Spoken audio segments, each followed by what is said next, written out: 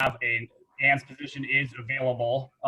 So if you are interested in being the next DRG Workgroup co-chair for SID Washington, that is a distinct possibility. So all the information is on our website, so I won't go through the details of how to apply, but if you have any questions, you can email workgroups@SID-W.org if you have any additional questions. As you some of you may be aware of, we have a whole bunch of events coming up. We have a few coming up. We'll have about 5 or 6 more over the next 2 weeks, 2-3 weeks. So check out our website. We have a lot of really interesting content coming up, particularly events around race and diversity and international development. So those events are going to be, I think, very interesting and fantastic, and I think very pertinent to obviously everything that's going on right now. So definitely encourage you to check those out. And I will leave it at that. So with that, I will hand it off to Anne, our moderator for today, who will get us started. Thank you so much, Paul. And let me underline Paul's endorsement of the co-chair role. It's a wonderful position. I hope many of you will consider it, and you'll of course have the pleasure of working with Barbara Smith. So I can definitely recommend it. Let me welcome all of you. It's great to be connected today and to come together around what are really timely and important issues around thinking and working politically. I think these are more important now than ever as COVID really strains development resources, and also the need for development has never been greater. So getting it right is critically important. You know, Alina and I were talking yesterday, and we were reflecting that 10 years ago, she and I collaborated on a journal and an event around PEA.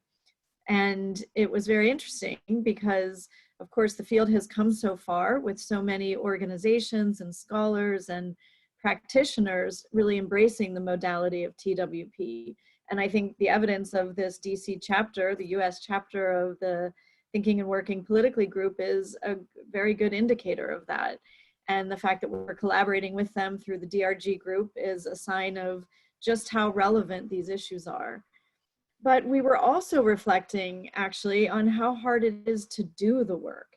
And as Alina said, the thinking may come easier than the doing. And it's really true. And that is what today is about. We are going to showcase research with Sarah Fraser from RTI that informs current practice, but is in fact informed by current practice.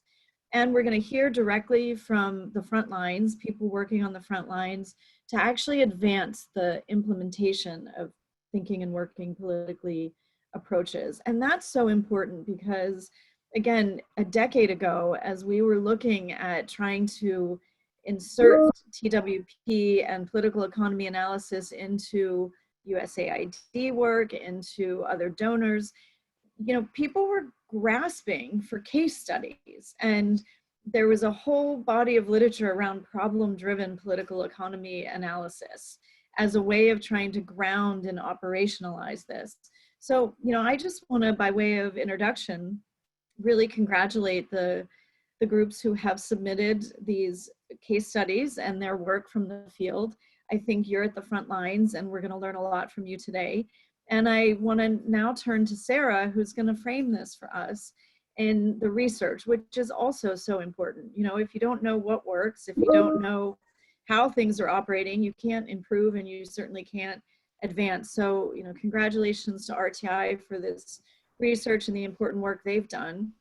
Sarah, I know you have her bio, but she is RTI's Evaluation and Learning Specialist, and she's the lead for Gender, Equity, and Inclusion. So she's a very busy person, and it's great that she's been able to be with us today. So Sarah, let me turn to you. Great, thank you, Anne. My name is Sarah Fraser. I am a senior research scientist at RTI International, working on research and evaluation for our governance and youth economic opportunity practice areas. And like you said, with a focus on gender equity and inclusion. So I wanted to start today by talking a little bit about what PEA is and how it connects to thinking and working politically. If you could go to the next slide, Lydia.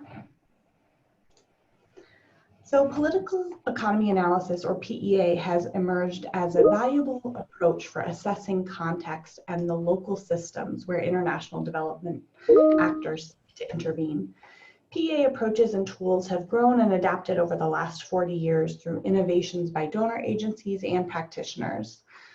Fundamentally, PEA is an approach or a methodology for assessing context, systems, and relationships. It seeks to look beneath the surface at how power and resources are distributed and contested, with a goal of informing programming and improving the effectiveness of aid. Next slide. The most important question that we ask with PEA is why. We're trying to look beneath the surface at things that you can't immediately see. It helps you understand why you are seeing certain results or not. So how does it connect to thinking and working politically? It's one of the tools in our toolbox to drive thinking politically, and really importantly, it drives working politically. Applying the insights from PEA is a manner of thinking and working politically, which contributes to better outcomes. Next slide. What I want to talk about today is a research study that my colleagues Lisa McGregor, Derek Brinkerhoff, and I recently completed. Our research sought to investigate what works for effective PEA in practice. In particular, looking at slightly different variations of PEA in a number of different applications. We researched in what situations does one PEA approach work versus another? How can PEA usefully inform learning and adaptation? And what is the path to thinking and working politically? Next slide. We conducted a study of 9 PEAs implemented by RTI between 2017 and 2019. The 9 selected PEAs were in 7 different countries: Haiti, Nigeria, Philippines, Senegal, Tanzania, Uganda, and Zambia. And these 9 PEAs were in 4 different sectors: governance, water and sanitation, wildlife conservation, and higher education. Using a combination of document review and key informant interviews, we analyzed the topics of the PEAs, how they were carried out, what factors influenced their success, where challenges arose, and their value to implementation teams in the field. Next slide. Based on these 9 PEAs, we traced some preliminary patterns across the cases. First, PEAs make positive contributions to technical interventions. In all 9 cases, the PEAs either revealed new information that influenced strategy and activities, or they helped teams design effective responses given existing information. For example, in Nigeria, the PEA for the Effective Water, Sanitation, and Hygiene Services, or WASH program, revealed that state-level structural, managerial, and political issues were impeding progress in improving water services. Second, we found that engaging project staff in PEAs increases the likelihood of thinking and working politically. We found that having an external team of consultants do a PEA for a program is not an effective approach to connecting PEA to TWP behaviors for the staff. Bringing program staff in as crucial team members builds its skills in stakeholder mapping, identifying underlying power dynamics and incentives, surfacing hidden social inclusion factors. For example, in our Uganda Governance, Accountability, Participation, and Performance program, the GAP program, staff participation in PEA really deepened their understanding of government officials' motivations and their challenges. It's helping the program provide better technical assistance and manifests in how the staff is doing their jobs now on the ground. Third, we found that explicitly connecting PEA findings to project implementation facilitates adaptive management. It can be a struggle to incorporate PEA findings into action plans and implement those actions and then track progress and results. We found that taking the time and putting in the effort to reflect on PEA findings and explicitly incorporate them into revised work plans is important for adaptation. For example, in our Western Tanzania Natural Resources Management Project, the PEA revealed vulnerabilities of local conservation efforts to political interference. And this led to changes in the work plan to train legal enforcement agencies to coordinate with local governments to address corruption and exert their legal authorities. Finally, we found that the inclusion of gender equity, youth, and social inclusion, or GESI, in PEAs helps to uncover and address hidden power dynamics. 5 of 9 PEAs we studied explicitly included Jessie, and we found that ignoring Jessie can lead to a PEA missing some of the key underlying issues. For example, in Zambia, when our program added Jessie to a public financial management PEA, we identified a situation in one district where men were trying to monopolize leadership positions in clubs that women had established. In response to this finding, the program staff worked with female club members to defend their leadership roles in contextually appropriate ways. Given this research, RTI is now including a Jessie component as an essential part of our PEA methodology. Next slide. Next, I wanted to share some lessons learned from our research, successes, challenges, and adaptations that we've taken in response.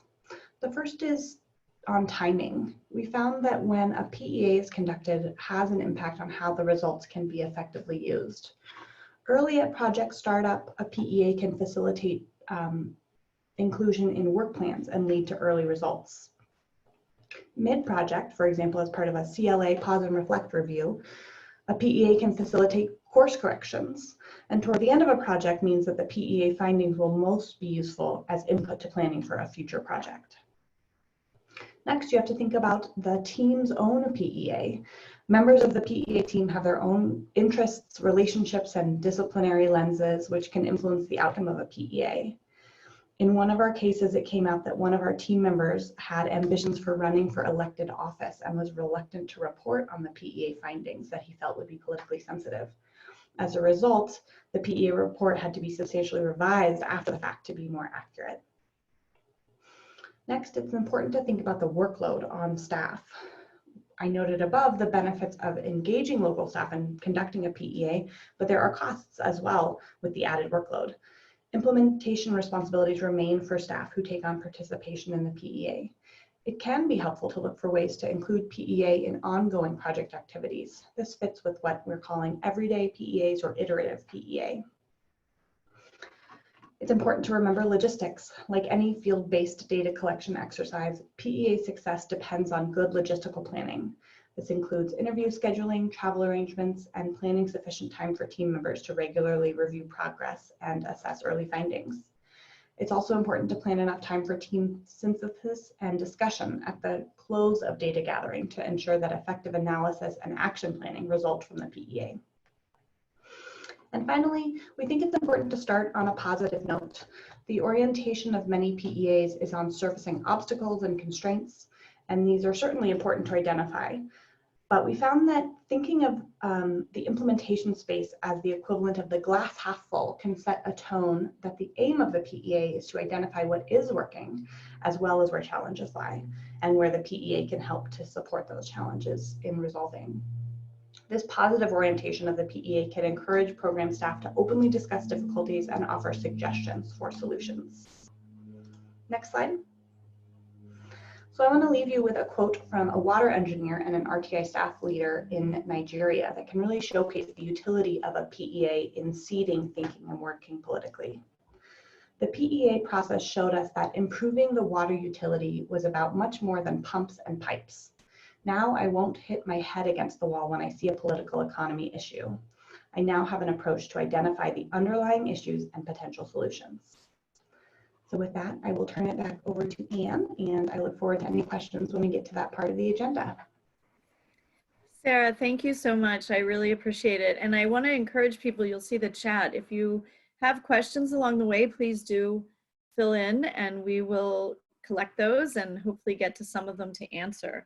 And of course, this is not a one-off dialogue. We're hoping to build this into the DRG work group. So any unanswered questions will be fodder for Barbara and her new co-chair to take forward. I really want to congratulate the RTI team for this study. And I think there are just a couple of quick things I want to highlight from what Sarah presented. And the first is really the importance of engaging staff in PEA versus using consultants. And I'm going to guess that there were some people who felt uncomfortable by that finding because many organizations don't have the resources to have trained staff in PEA, or they may not have enough demand for a full-time person. So I think what you've highlighted is so important as a best practice. And we may also need to look at some of the ways to get to second best, where we look at how do you integrate then consultants into staff, and then think about ways to do training of the staff along the way. So that's critically important. And I think the second thing is, highlighting really the importance of gender, youth, and social inclusion in a PEA. I think too often PEAs, or even thinking and working politically more broadly, can just be a way of confirming elite biases or received wisdom. And unless you really take seriously whose voice matters and who's at the table, I think you're not getting as robust a picture as you really need to be effective. So that is really important. And then the last one is that I would highlight is so important and far less sexy maybe than the others, but that's logistics. And logistics really do matter. And I was thinking as you were saying this about many years ago, sitting on a roadside in Albania, waiting to get to a community dialogue. And we didn't have a transportation because nobody had put in the proposal budget a car for the project. So we were taking public transportation until that got sorted out. And, the public buses didn't have a schedule per se. They just kind of ran when they were filled. And meanwhile, we were trying to do a community dialogue to get people's voices. And, you can't really say you're going to pitch up at a certain time when you're waiting for an entire bus to fill up. So logistics matter. That one was kind of personal. Well, I'm sure others have their reflections from what you were saying, and encourage you to put them in the chat. And I'm going to turn now to Paul, I believe, is going to start our videos for us so we can see other people's operational experience, which is very exciting. So I hope you enjoy these.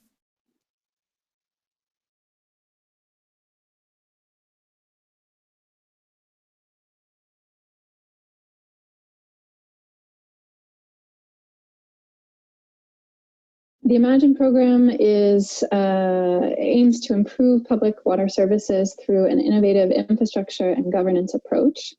We're trying to achieve improved, sustainable, equitable access for water for approximately 1.5 million people in 2 cities in eastern Congo, Goma and Bukavu. Mercy Corps has been working in the DRC in the water sector since 2007. So this program began in 2014 and builds on our prior experience with the existing water systems and actors with funding from DFID. Our overall objective is to reduce diarrheal disease rates among children under 5 through an integrated program with infrastructure, service delivery, governance, and behavior change solutions. For the Imagine program, thinking and working politically means to understand and map the power and the interests of key stakeholders in the water governance system for these cities. We have to identify and to engage with entry points in order to make positive change.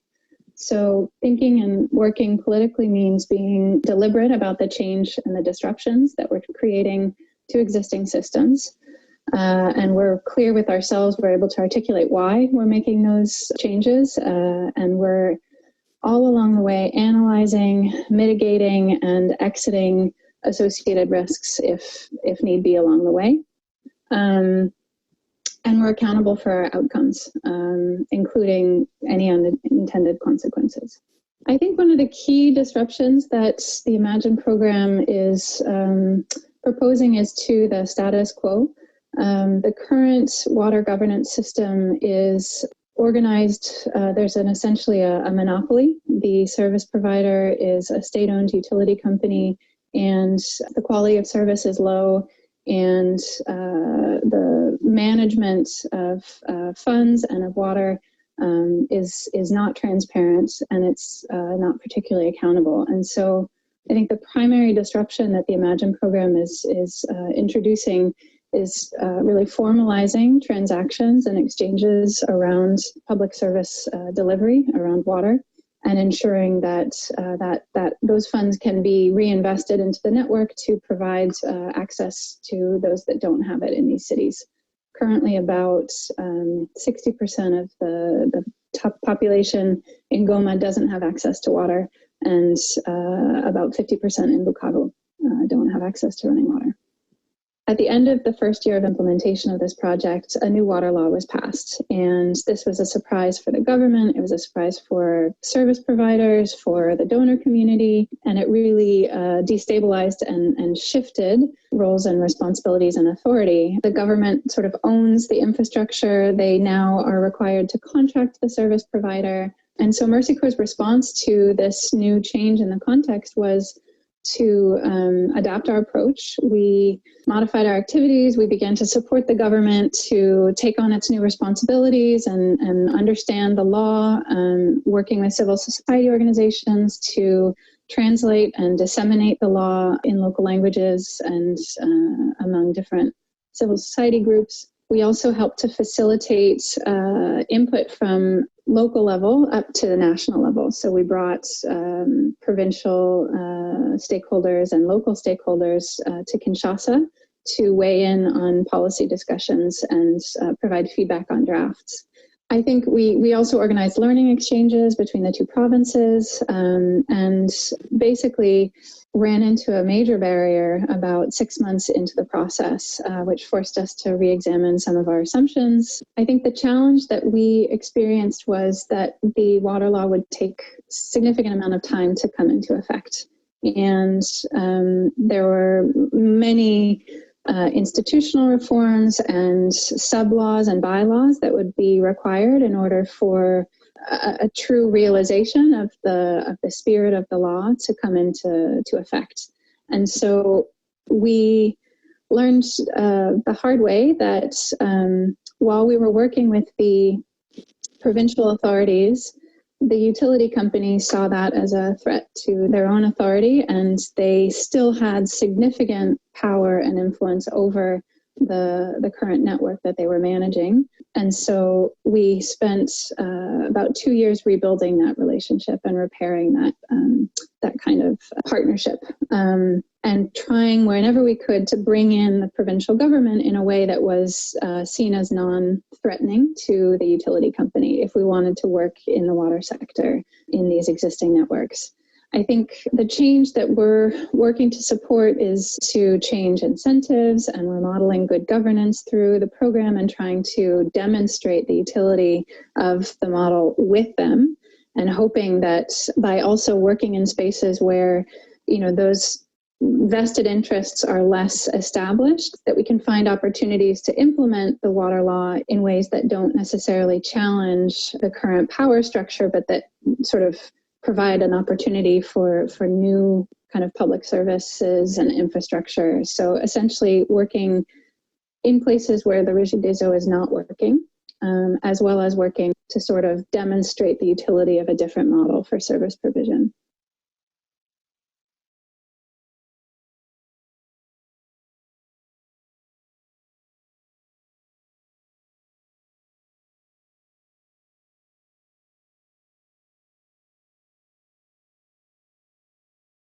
Hi, this is Meg Kangany from Counterpart International. I'm here today with our colleagues from the Asia Foundation. So why don't I kick it over to you two to introduce yourselves? My name's Gobi, and I'm the Asia Foundation's team leader in Timor-Leste. I manage the tourism development project over there. And hi, my name's Nicola Nixon, and I'm the Governance Director for the Asia Foundation, and I cover our governance programs and thinking and working politically in them across our 18 country offices. So our project actually originally started as a Australian-funded project, a 4-year project to support good public policy.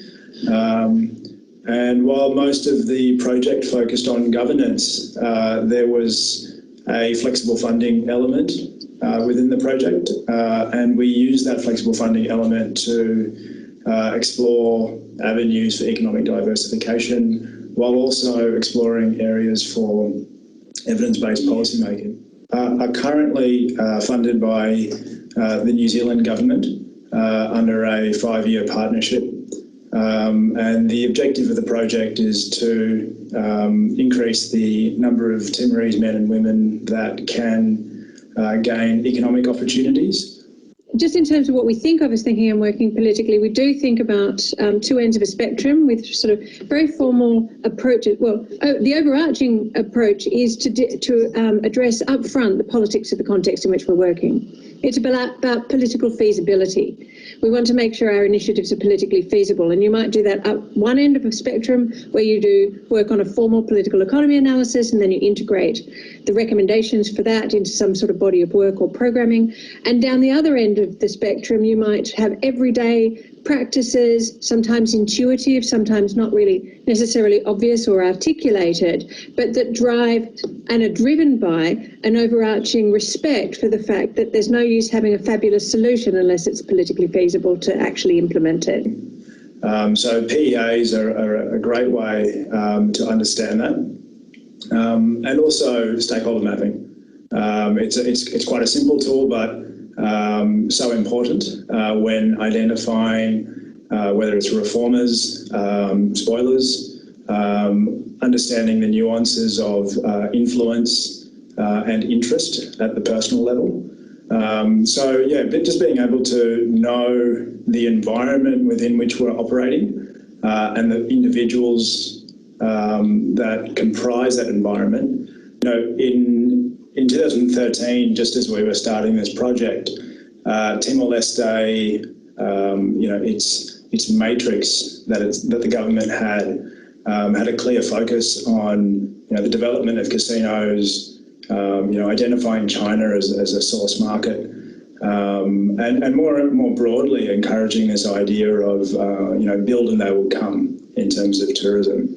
So, you know, this was largely driven by individual personalities within government. So, you know, we had a public policy program. So, you know, the way that we responded to that was by filling this, you know, policy vacuum with evidence. So in 2014, we conducted the first visitors survey in Timor-Leste in the departure lounge. And from that survey, we identified that actually the key markets wasn't China, it was actually Australia. The largest contributor to the tourist economy wasn't casinos, it was rather marine tourism. And actually the major challenge that was facing Timor-Leste and Timor-Leste tourism was actually its perception, or rather the lack of perception. So, a key statistic from this survey was that actually 75% of people found out information about Timor-Leste through word of mouth. Change was manifest through the development of a tourism policy, which we contributed to in 2017, the development of the country's official tourism website and its national brand. So these interventions were a result of this survey that we did in 2014, which showed that actually there was no information about Timor-Leste, so we created a website. There was an absence of Timor-Leste's presence in terms of marketing, so we worked on developing its tourism brand. So, these examples are ways in which TWP has led to change. But I think one thing that's important to note is that these changes don't happen overnight. These are changes that in some cases have taken almost 5-6 years to manifest. TWP, it creates change, and this change takes time, but this in itself, because it takes time, it's imperative that TWP isn't just a tool that we use, but is rather something that's ingrained within our team, because we need to make that investment in time. I know there's been an awful lot of effort that's gone into defining TWP and political economy analysis, doing development differently, problem-driven iterative adaptation, adaptive programming, etc., etc. But actually, when we apply these tools, they meld. And I think that's one of the important parts of our approach as well, is that we're not too focused on trying to make sure that they stay delineated within their definitional boxes, but that we're actually sort of trying to do adaptive programming while thinking and working politically and doing our analysis and understanding the politics and making sure we're engaging with government institutions in a way that is useful, government and other institutions. And I think that also comes across in the way that, you can see the way Gobi talks about the project.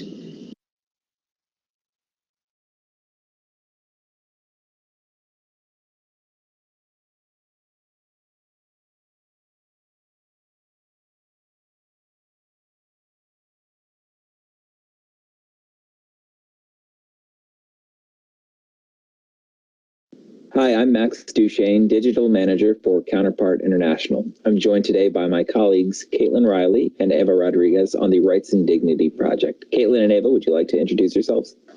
Sure. Good morning, and thanks to SID and the Democracy, Rights and Governance Workgroup for inviting us to share a little bit more about our project in El Salvador. My name is Caitlin Riley. I'm a Senior Program Officer at Counterpart's headquarters, and I support the project from here. Hi, I'm Eva Rodriguez. I'm the Director of the Rights and Dignity Project at Counterpart El Salvador. The Rights and Dignity Project is a 5-year USAID-funded $50 million project that Counterpart is implementing in El Salvador. We started in 2017, so we'll be going into year 5 this coming October. The overall goal is to strengthen the human rights protection systems in El Salvador, both on the government side and the non-governmental side, to promote a more equitable, just, and tolerant country. We do that by working with 4 traditionally marginalized populations. That includes women, youth, people with disabilities, and the LGBTI community in El Salvador. As I'm sure many of you know, El Salvador faces significant human rights challenges despite making significant strides since the end of its civil war in 1992. There's a widely documented security crisis largely stemming from the presence of gangs like MS-13. And citizens face excessive use of force at the hands of state security agents like the police or the armed forces. These are complex and sensitive issues that our project tries to address. And we apply thinking and working politically and inclusively in particular, given our work with traditionally marginalized populations, to try to affect meaningful change in the country. Since the beginning of the project, we have tried to be an honest broker in highly sensitive waters, such as the respect for human rights in the security area and other areas that Caitlin just mentioned, looking for the right moment, looking at the players, understanding their needs, reading the political landscape have been key in order to work well both with government and with civil society actors. Our aim has always been to serve as a bridge of communication and resources, a good facilitator whenever possible to enhance the respect for human rights in the country. I think from the very beginning, one key need we found was the lack of evidence-based decision-making in the field, given the scarcity of relevant and credible hard data in country in general. So finding a local actor in the academic field that could provide that solid data was essential. And at the same time, we knew that given the sensitivity of the data that was going to be investigated and provided, the actor would have to work well with government, but also would have to have a solid endorsement of the international community locally. So we joined efforts with the European Union.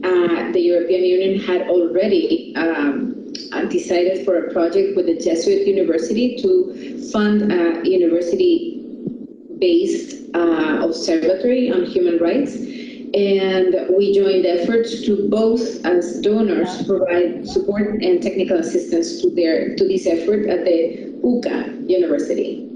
We were able, thanks to the trust relationships our team had with the government and with the UCA, to facilitate the signature of a Memorandum of Understanding with the Vice President's office. And in this Memorandum of Understanding, both committed to different activities, not just sharing relevant information, but at the same time, sharing knowledge, sharing training. So in August 2019, the observatory started with the open door of the new government to start working and providing data. And luckily, now there's been a year now with relevant information provided by the observatory.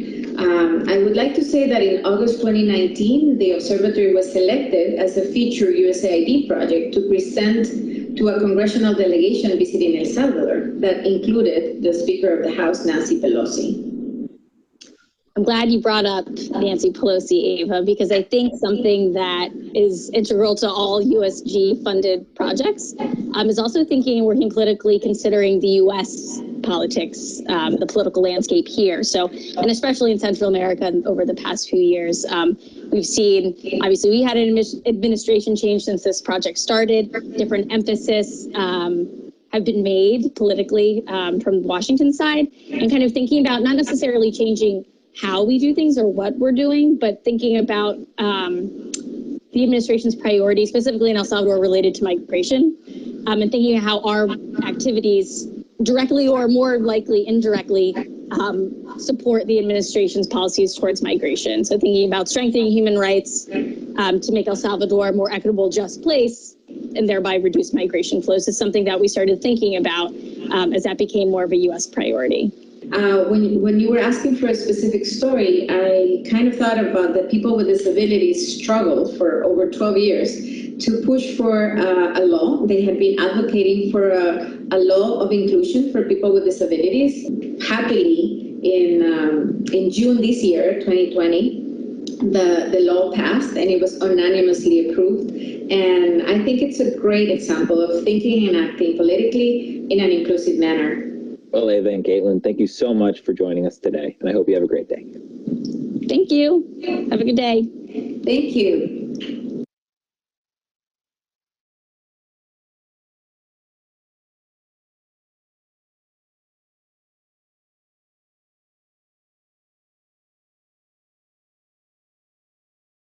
Thanks to the Society for National Development in Washington for the opportunity to participate in Voices from the Field. I have with me today Rebecca McLaren, who's the Performance Monitoring and Evaluation Lead for the Knowledge Sector Initiative, and Budiati Prasitya Martati, otherwise known as Ibu Diaz, who is our Policy, Innovation, and Development Lead. So the Knowledge Sector Initiative is a partnership between the governments of Australia and Indonesia. And the purpose of the project is to promote evidence-based policymaking in Indonesia. It's funded by the Department of Foreign Affairs and Trade of Australia. It began in 2013 and is projected to end in 2022. It's a major 10-year investment in improving evidence-based policymaking in Indonesia. It is a cross-sectoral program. We support a range of policy research institutes on a number of different sectors. And we also support a range of ministries within the Indonesian government, from Ministry of Research and Technology, Ministry of Planning, Ministry of Bureaucratic Reform. So to give an example of how the project works, we work with the different national ministries in terms of their policy making in real time related to these issues, and ensuring that there's a connection between the evidence that's coming out from these research institutes with the policies that are happening, which is particularly important right now, given the need for good evidence. So we work in what we call a catalytic role, and use our understanding of thinking and working politically to seek out reforms that have momentum and to provide inputs that accelerate or amplify this work.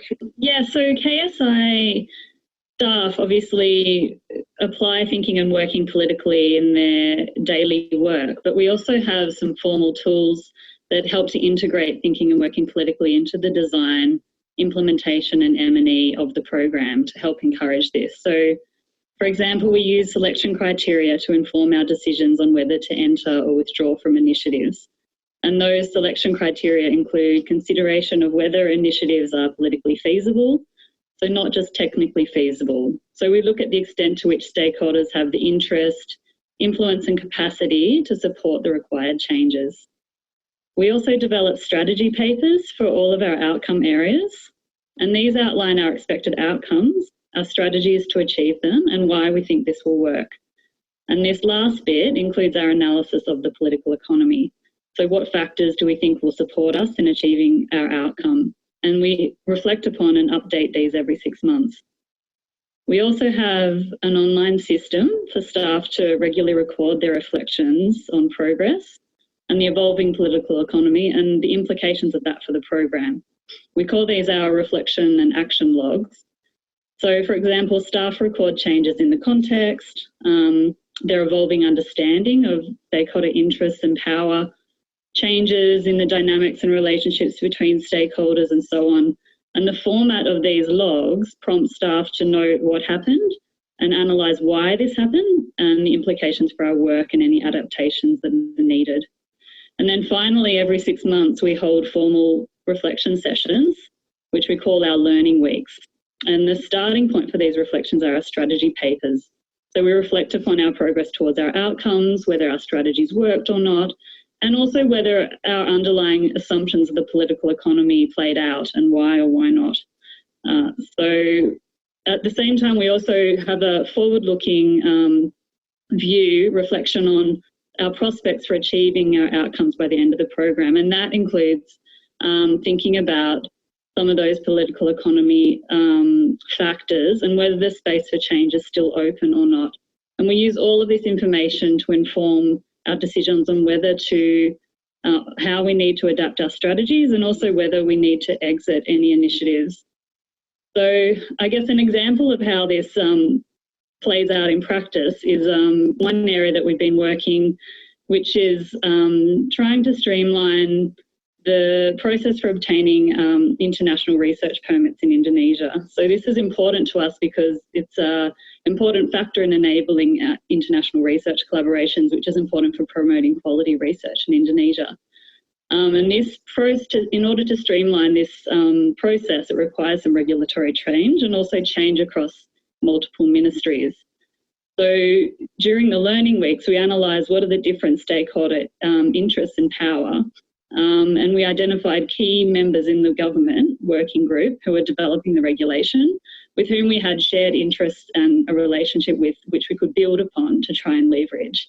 So we engaged with those stakeholders on our recommendations and we framed them within the core issues of interest to those stakeholders. And that's resulted in some positive support for our policy recommendations. I think one of the important result or achievement of KSI program is enabling government to procure policy research and other services from the non-government research institutions and civil society organizations. This policy broadens the evidence sources available to policymakers to inform policy. Commissioned in 2012 and then recommissioned again in 2015 to update the condition and the context about the regulations as well as the stakeholders. From that diagnostic, we are aware that one important key stakeholders, which is the procurement policy agency, that we need to work on. From there, then we built on the coalitions from other government agencies as well as policy research institutions to push for a change. These coalitions then put issue on the agenda for the policy agenda, and at the time we also make use of the momentum that the procurement policy agency was actually making changes or revisions to the past policy. So it means that this coalition would be able to push forward an idea of a change for a new procurement mechanism. So we understand which stakeholders that needs to be invited to the table to push for a change agenda, and then how to push the process. It was quite a long process. Only 3 years later, then the policy was issued by the government.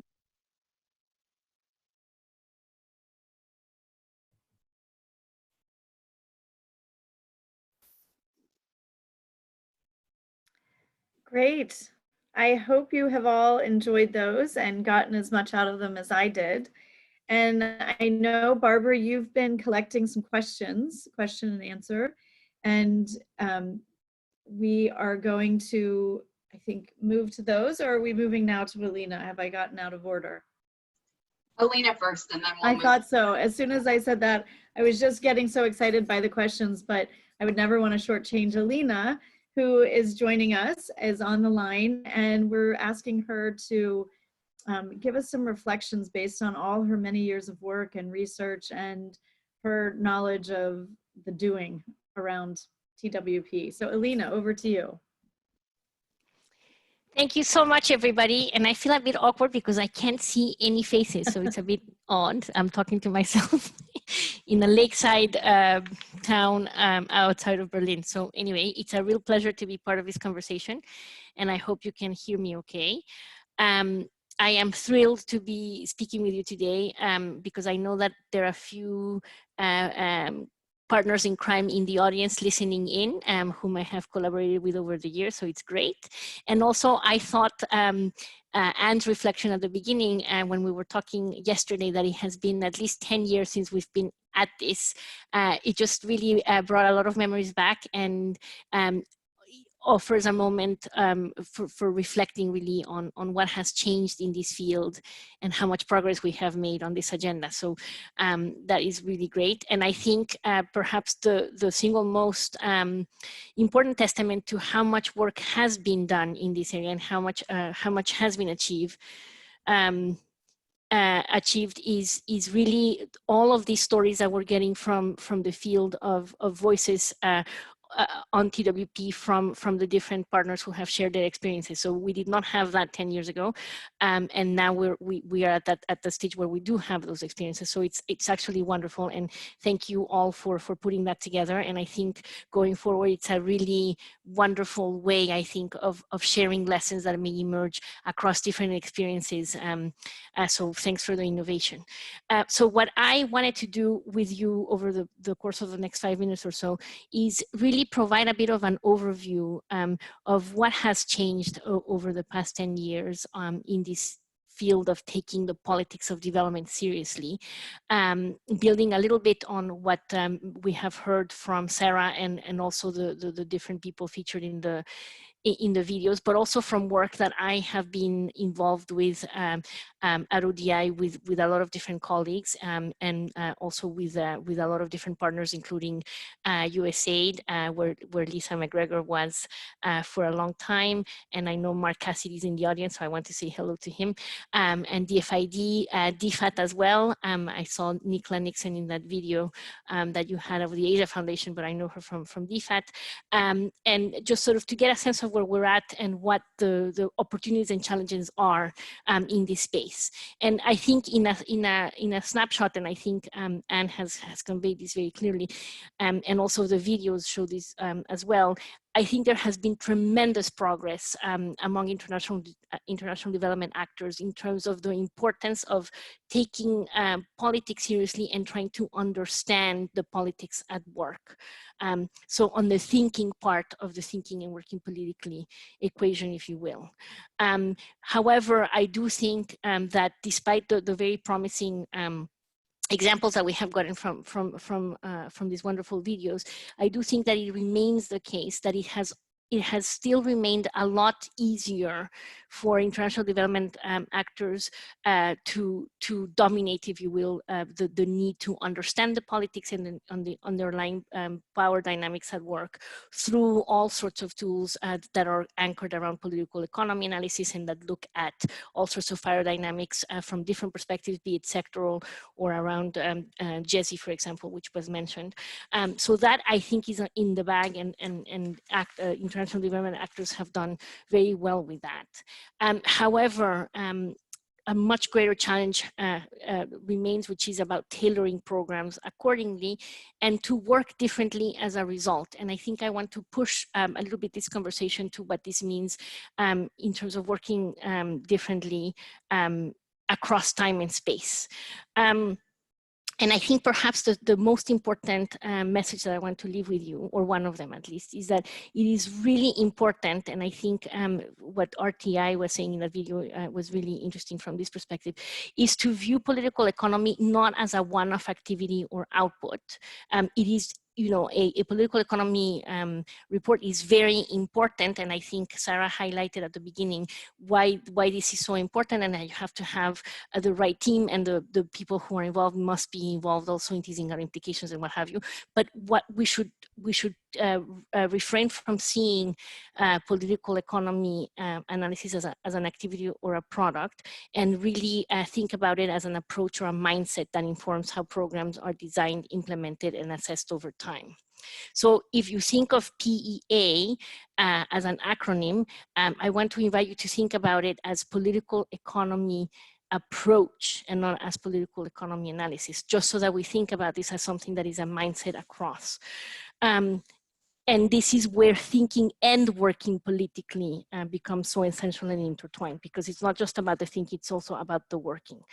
And I think we got a sense from the videos, but also from the experience that I want to share, that the ability of international development actors to change ways of working so that they can actually embrace TWP principles more explicitly, not just only in theory, but also in practice, varies considerably.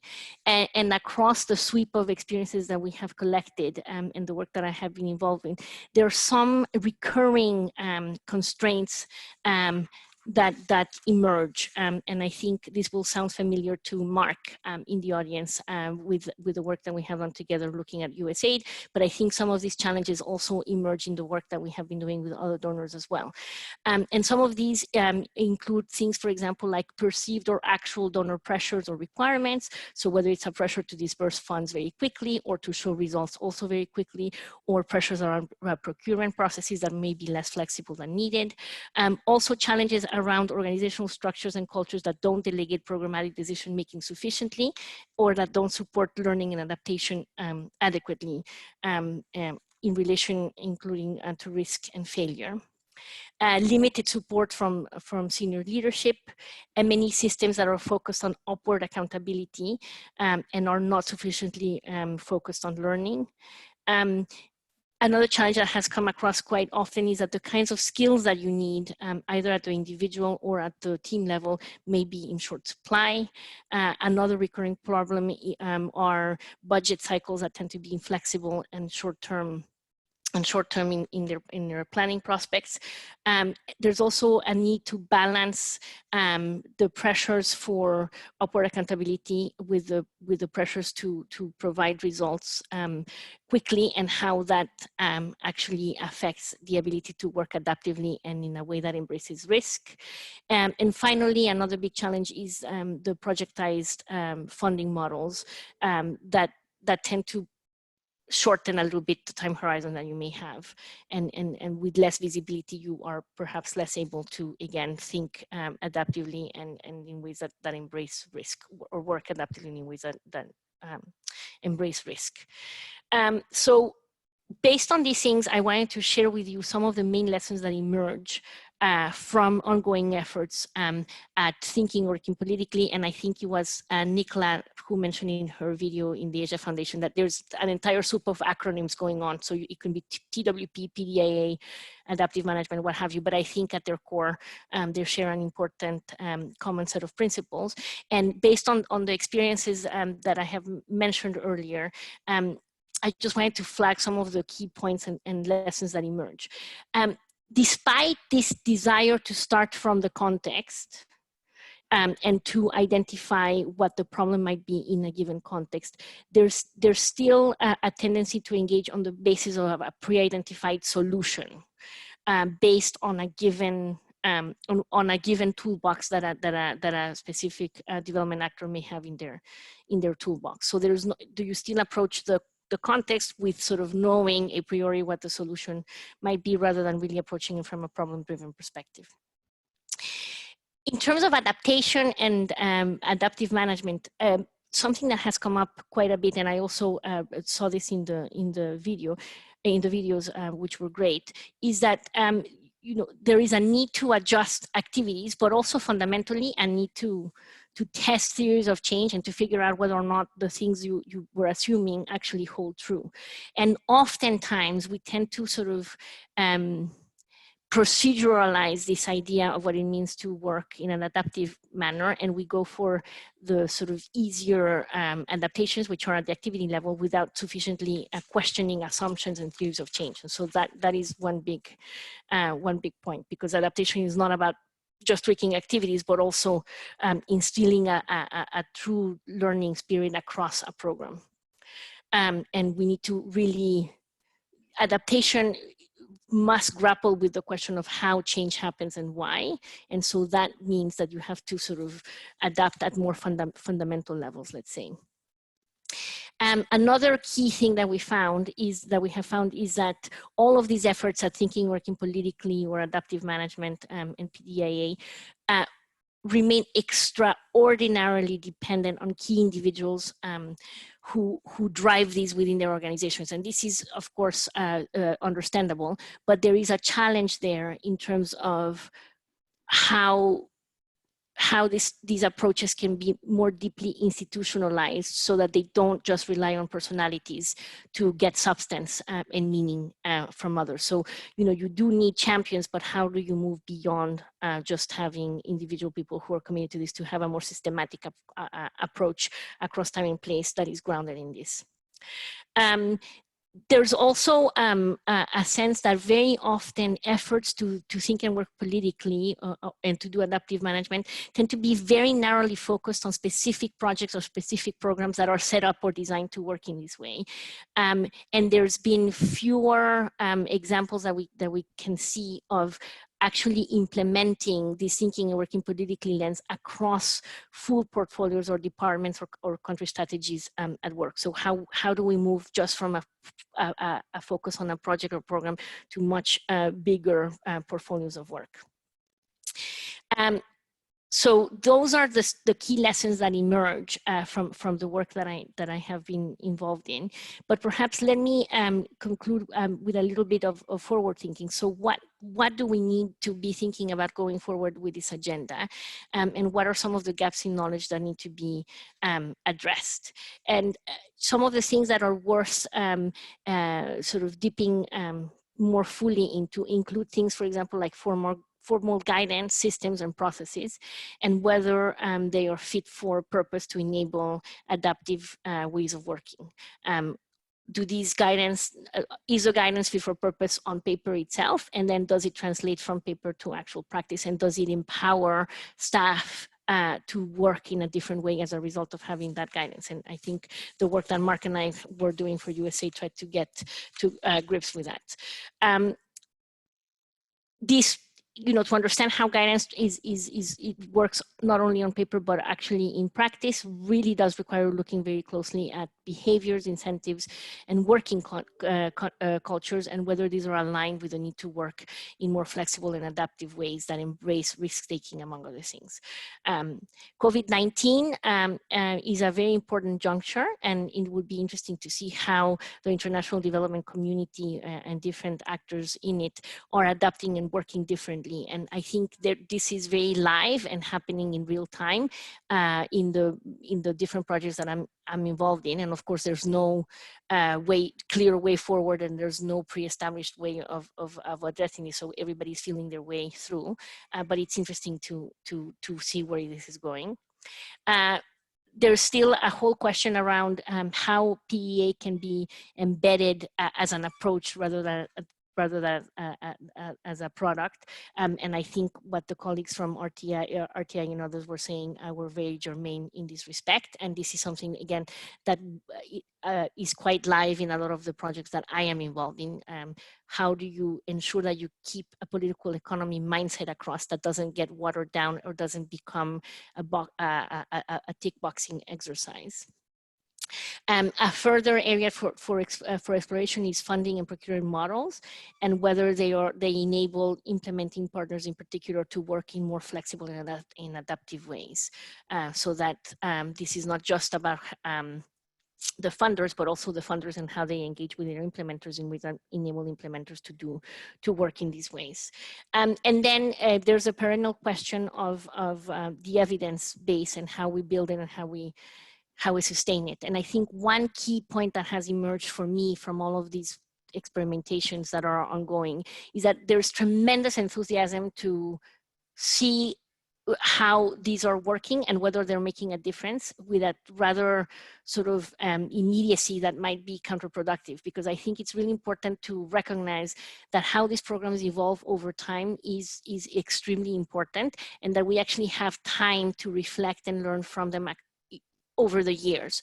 So we might want to see adaptation, in 6 months, in a year, what have you, but really the test will be once you have given a particular program 5 years to evolve, what has changed, what does that look like? And so there has to be genuine investment, I think, from interested international development actors to actually see the need to build evidence as a longer term prospect that they have to really invest time in. And this might involve accompanying projects over the long time. And I think finally, in closure, I think it's wonderful to participate in events like this that help to start to share some of these experiences that are emerging across different actors and players. And from my perspective, there is a real hunger to do a lot more of this all the time. So I belong to I'm the co-chair of the Thinking Working Politically Community of Practice. And I know that there's a very active DC branch that a lot of the people on this call belong to. And that's a space that hopes to enable this kind of exchange. And there's so many other initiatives and so many other ideas out there. And I think there's real hunger to bring them together. So thanks to the organizers for today. And I hope, as Anne said at the beginning, that this is only one conversation of many to be had across time and space. Thank you. Alina, thank you so much. As always, you've given us a lot to think about, and I love the forward look. And I also want to thank you for bringing up the procurement. Again, not a sexy topic, not one that's easily solved, but I really think that defines so much in terms of what implementing partners are able to do on the ground. And I think it's probably also a good time to give a shout out to USAID for all the ways in which they have not only embraced TWP and PEA, but really during COVID, my experience has been, I have never seen such fast reactions, such quick, turnarounds in terms of changing up the way programs were being done to focus on immediate needs. And I really think so much of that has been driven by people's ability to be adaptive, to think and work politically, to understand context differently. And it's been in all of my experience with this, a really terrific partnership. So I think that gives us a sign of great hope that when there is a will, there is a way. So Barbara, let me now turn to you. I was so excited for the questions, and I'm so glad we didn't shortchange Alina because she's always so insightful. But let me turn to you for the Q&A that we have, I think, just about 20 minutes for or so. So see how many we can get in. Great. So I'm gonna, we have a lot of questions. That's great. And so I'm gonna basically take two at a time so we can get through them. So our first question comes from Neil Levine, CDA board chair, and of course known to, I think, everyone on this call, given his work at DRG. And he says, it seems that getting internal and external PEA champions would be important. Did you see this as the case? And second, with the dynamic environment we face, the challenge of having to do PEA on an iterative basis, how did the cases deal with changes in circumstances and adapt accordingly? And Maureen, if you've looked in the chat, if you guys have been following along, Maureen provided one answer saying that teams that have a culture of CLA were well suited to have internal champions. But I'd like to give other folks a chance to respond. So I wanted to see if either Sarah or Gobi or anyone else who participated today wanted to chime in. Sarah, I saw you nodding, so I wanted to turn to you first. Sure. So yes, I think champions are essential, and I would even extend it beyond internal and external to at every level of the PEA. I think you need champions from the funders who want to see PEA included in the work plan and who recognize the importance of taking the time to step back and do this kind of research activity that will inform the programming. You can't just jump right into the interventions. So champions at the funder level. I think you need champions at the leadership level, both the field leadership and the home office leadership, who devote the time and the support for the PEA activity. You need champions among the staff who are doing the PEA, who are executing the data collection and the analysis and the planning based on the PEA. Champions among partners and other supportive bodies who are willing to engage in this kind of dialogue and open up and share what they think is working and is not working, and help you plan better. So I think champions are definitely essential across across the whole way. But I think it'd be great to hear from any of our voices from the field, any of our projects who are here as well. So Gobi, I think you're still on. I wonder if you wanted to chime in. Sure, more than happy to. Yeah, I kind of agree with the previous point as well that we need champions within the donors and the donor space because when we conduct iterative PEAs, we also need a space to iterate and also a funding pool to iterate within. So yeah, just I guess having buy-in from the donor that you know, not only having a PEA is important, but also when we adapt to changes in context regularly, there needs to be a space within which we can, you know, constantly be updating the PEA as well. So both from a funding perspective, but also from a time and a timeline perspective. Great, thanks. Those are both great responses. Moving on to the next question, and then we'll give a chance. Hopefully, Claire is still on, and Meg as well from the field. But this question comes from DAI, from Carmen Conley, and it's on the issue of glass half full.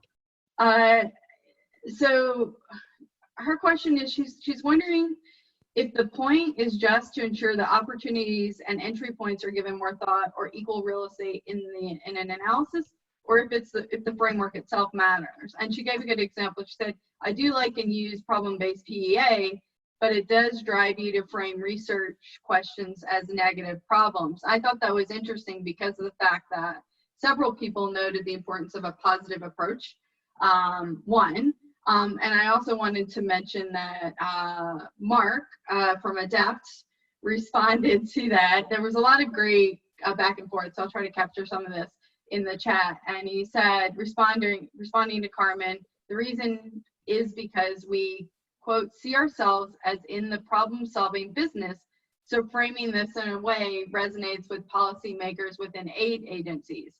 But then he goes further, and Mark says, however, I agree that solutions, local driven and politically viable ones, should be the focus of TWP.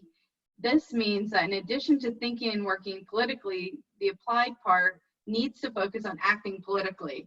And I would direct you all to look at, there was a bit of back and forth around this acting politically. So I would love to also hear responses about the importance, how important that is as well. I will hand it over to either, I don't know if Meg wants to respond or Claire. You guys haven't had a chance to chat yet. And Claire is, hi, Claire, you're here, right? Hi, Barbara. Yeah, can you hear me?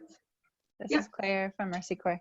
Yeah, I think these are great questions, and definitely, you know, definitely we try to kind of, we are problem solving. I think that's, that is part of our kind of approach. And I think, you know, the drive for localized solutions, and there was another question that really intrigued me on here, talking about you know, this drive to decolonize development programs. I think, you know, where we've moved towards you know, thinking about solutions and opportunities, it's been through partnership and through relationship building with local stakeholders, and really kind of seeing this not as a problem that we, as an implementing kind of partner of our donor DFID, are charged and responsible for solving, but that it's kind of, it's something that affects you know, everybody in the communities that we're working in, and that we can come up with really creative ways to kind of improve the situation, and change is more like, you know, we want change as opposed to fixing something that's broken. So yeah, I guess I'm not sure if that's yeah, that's really and I'm loving that there's a number of people who want to chime in on this. Jana from RTI, I wanted to turn over to you to chime in. Great, thanks, Barbara, and thanks for the questions. I just wanted to make a comment. Thanks, Neil, for your question about the champions, and also the second question related to the problem solving. I think in KSIS was highlighted in the video that the approach to thinking and working politically is something that we've incorporated into our management of the project. So it's not a specific output or report. I think that was also something that Sarah highlighted in the findings from the RTI research. So for example, we're regularly reviewing specific problems, if you will, that come up in implementation, and then analyzing them from a political perspective, and then making decisions tactically as well as strategically around how to make those adjustments. So it's certainly ongoing, and I think this idea of a culture of thinking and working politically is really important. Beck and our team in the video highlighted this learning week process that we do, but also this reflection log, and it's we actually have what we call reflectathons, which is like a weekly gathering where there's food, and or at least there was when we were reading in person, to write down some of our reflections and then to talk about our strategy. So I think it's something that we've found that we're doing on a regular basis, not just as a pause and reflect or as a specific project activity, but as part of our daily work. Thanks. Great, thank you. So I'm conscious of the time, so I'm gonna move on to the next question. Those are really, but I appreciate the thoughtful responses. This one came from Dan Harris, who's also with ODI, and he was reflecting on the practicalities of operationalizing TWP. And he asked, I wonder what insights might you have on strategies for embedding TWP in the roles and responsibilities within different parts of a program team. And he provides some examples: program, senior management, etc. And then how do you, the second part of the question, how do you then strike a balance between a distributed approach versus identified focal persons with expertise and responsibility for pushing the rest of the team on PEA? What worked well and what challenges did you encounter? And I think, that would be interesting to hear from anyone who wants to respond to that one in particular, because I think, Alina also reflected on that piece as well. Anyone want to jump in on that? I'm happy to share an approach from Timor. Excellent. I thought that was a great question, and what we've found in East Timor is that making PEA more than a one-off is only possible by having a whole of team ownership of the PEA process. And while I agree with one of the comments earlier on that maybe we should look at A in the PEA as approach, I still think that analysis element is key. Often we find when we start the PEA process, it's guided by, especially when we take a whole of team approach, it's guided by opinion. And there needs to be that shift away from opinion to analysis. So when we start breaking down the PEA process across the team, we find essentially we categorize some areas to specific members. So for example, senior management probably do a lot of the development of the iterative theory of change and the design. Within M&E, looking at things like strategy testing and developing an adaptive monitoring framework. But then the whole of team approach is the day-to-day PEA. So that could be stakeholder mapping, things like timeline tracking and documenting changes in context and how those contexts affect program outcomes. And the way to ensure that we don't end up with silos is emphasizing the idea and the realities is that one cannot occur without the other. So we can't be doing strategy testing and evaluating a theory of change if we're not doing stakeholder mapping and tracking changes in context. Great. Thanks. And Sarah, did you want to chime in, or Claire?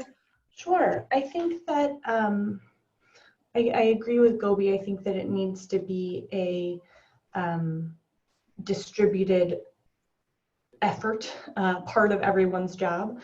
I also think it's important to have a champion, at least at the beginning, who reminds people to do it and encourages them. Jana was talking about the reflectathons as part of the Knowledge Sector Initiative project, and I think that that is a really great example of how the performance management lead, Beck, she was really championing this at the beginning. She was the one bringing the brownies, reminding everyone to do their reflection logs, sitting down, walking people through the process of thinking through what worked well, what didn't work well, what were the underlying factors going on, what should we do differently next time. And that is part of how it became everyone's job and everyone's responsibility to really embed that culture of learning and thinking politically, and then leading to what do we do about it, which is the working politically part. So I think that it's sort of a combination of champions and embedded in everyone's job. And I think that that also is how you get to a point, back to Neil's question about how do we do it iteratively. I think that's also how you get to that point of having champions and embedding, is to have a plan to do it regularly and someone who reminds us to do it. And then it becomes part of the culture and part of the way that the team works is how we get to that iterative action. Right, and I like the fact that you brought up culture as part of that sort of approach. I wanted to just flag for everyone that Nikki posted in the comments a link to an article from the policy practice that might be of interest if folks want to download that.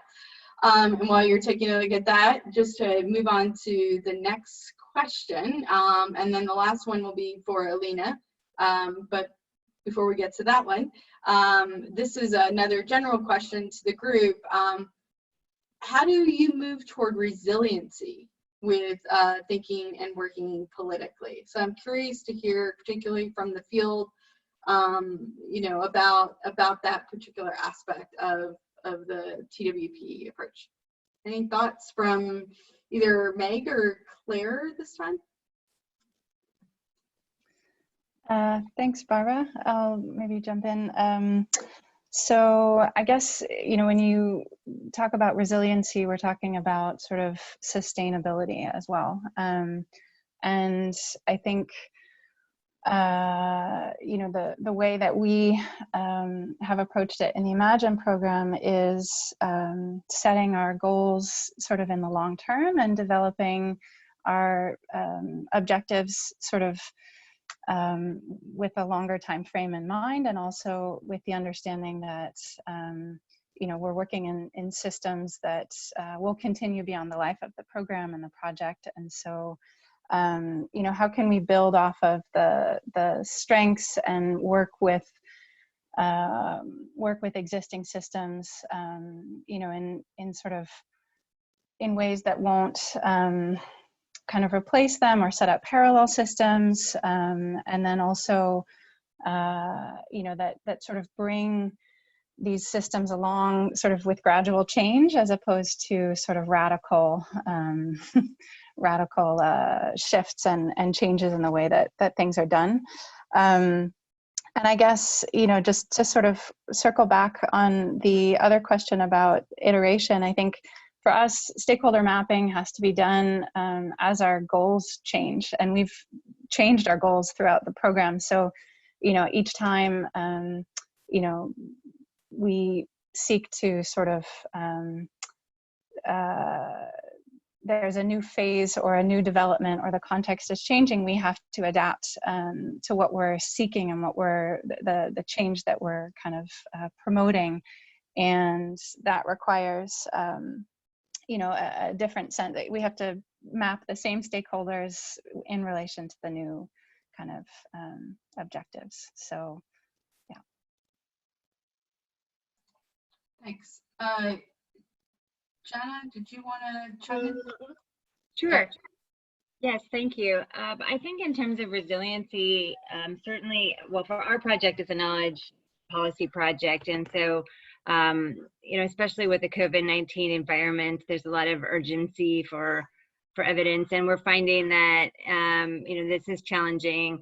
You know, our project's based in Indonesia, the government's response on all fronts. And so our analysis on the political issues related to COVID and some of the challenges behind them, it's very helpful to the government in thinking through their response. So I think whatever particular challenge is facing a country or in a particular sector, I think bringing these analyses to stakeholders and including them in that thinking has been very helpful in coming up with good strategies to address some of the real world challenges and using evidence as part of that decision making.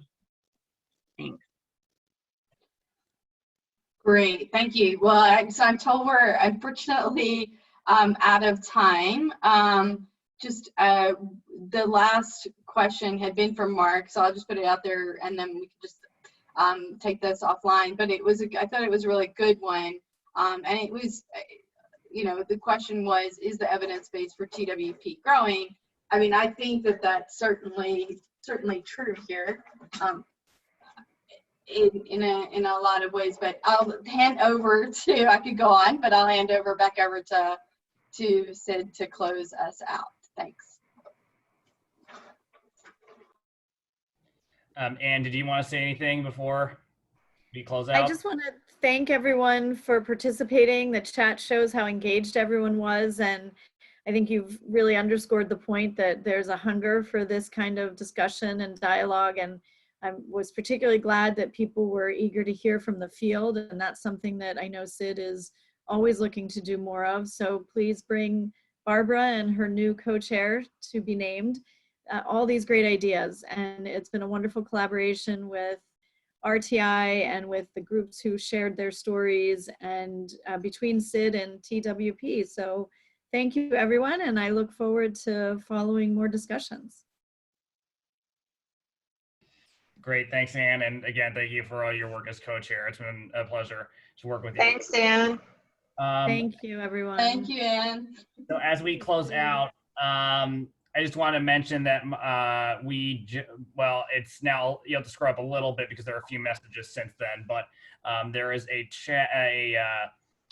link to a survey. We would really appreciate your feedback as we continue to host these events online. It really helps us kind of inform what we're going to be doing in the future. So we really do appreciate your feedback. So if anybody needs to have that link again, we can repost it. But we posted it in there twice. So that is it. Thank you for joining us today, and we look forward to hopefully seeing you at a future event. And hope you stay cool. I realize it is brutally hot here in DC. Thanks, everyone. Thank you. Thank you. Thank you. Bye-bye. Thanks to everybody.